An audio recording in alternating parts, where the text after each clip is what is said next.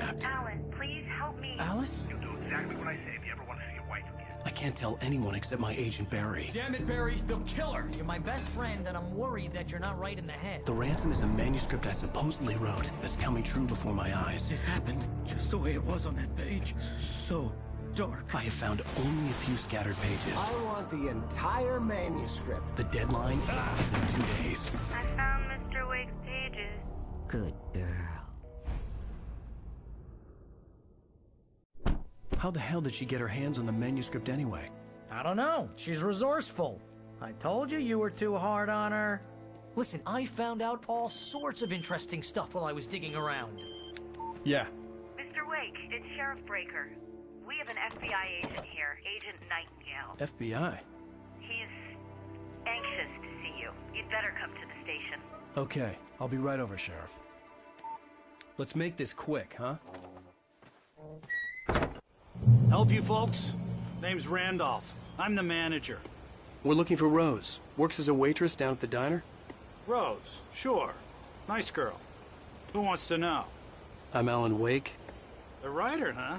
I heard on the radio you were visiting. Well, I'll show you her trailer. That Rose, she's a nice girl. Always pays her rent on time. As I was saying, Al, I found all sorts of weird stuff from the local newspaper's archives. This place is crazy. Disappearances, mysterious deaths, urban legends come true, and, get this, most of this stuff takes place around Cauldron Lake. Well, you ain't wrong, mister. The Indians thought the lake was a doorway to the underworld. I'm the God-fearing type myself. I don't hold with that sort of thing. Yeah, okay. Anyway, there was an island there owned by a guy called Thomas Zane. Now, some of the articles I found about him make him out to be a famous writer, but I ran a bunch of searches, couldn't find a single thing he wrote. Zane was heavily into diving, so much so that the place came to be called Diver's Isle. But the volcano under the lake erupted in 1970, and Zane went down with the island.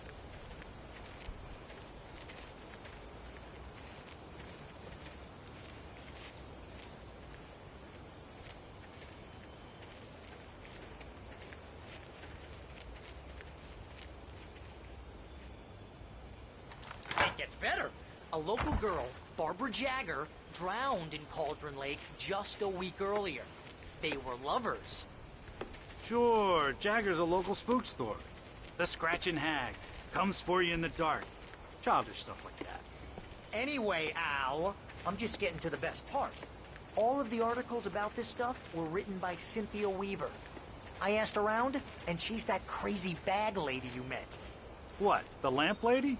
She can be a little loopy, but she's not homeless or anything. Yeah, anyway, she knew both Jagger and Zane before they both died, and she had some kind of a breakdown.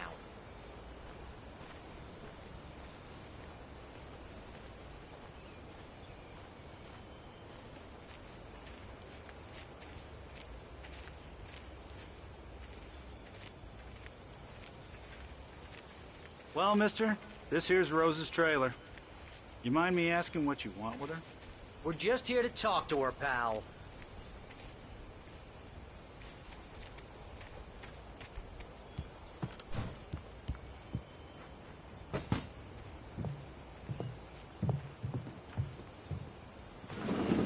Welcome to... Oh dear, Mr. Wake. I'm so glad you're here. Rose, you have my manuscript? Oh. Oh, yes. Yes. Please, come in. Hey, this is really good. Rose, Yes, my manuscript. I really need it. I understand. I know what you need. A muse to inspire you. Oh, for Barry. She doesn't have anything. Yeah, hey, Al? Al, what's... Oh... Barry! What? What?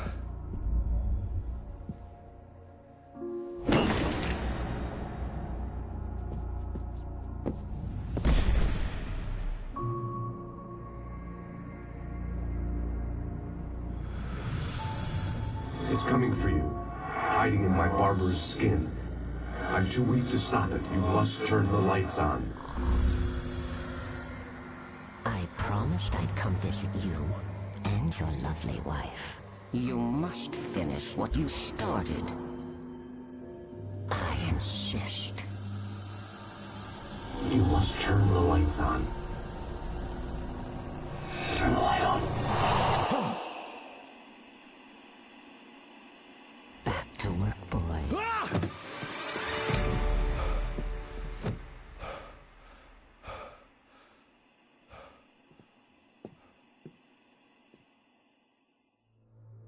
I felt nauseous, hungover. Only anger kept me going. I can't tell reality from dream anymore, but it seems I have an imaginary editor to help me. She's an old woman in a funeral dress. I call her Barbara Jagger. She's very strict. I'm writing faster and faster. My manuscript is being heavily revised. The edits are getting very aggressive, and each day there's less of me and more of her. I hate it, but I know she's right. She promises me I can save Alice this way. She knows more of this than I do. About the complex incantation I'm attempting. About this place.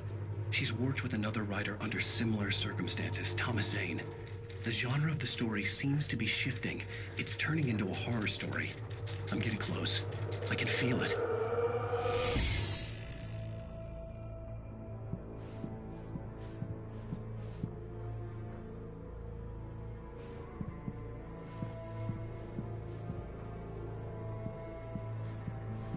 Rose took a day from me. I had less than 12 hours left to meet the kidnapper. All I could do was get Barry into the car, work something out once I got on the road. Welcome to the Oh Dear Diner. What can I get you today? Coffee? I couldn't work up much hate for Rose. Something had used her to get to me and left its mark. First refill is free. Milk and sugar on the counter there. Would you like to hear today's specials? Thank you. A nice day. Come back soon. Barry was out of it. He was way too heavy to carry. You're right. I deserve more money. I'm so handsome.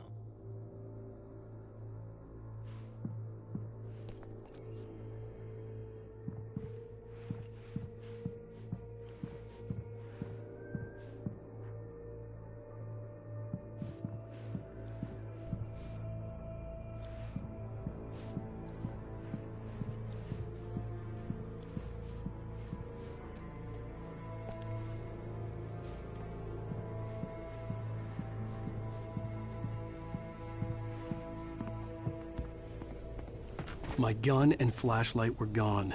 I'd have to find a way to get Barry into the car as quickly as possible. There was no time to waste.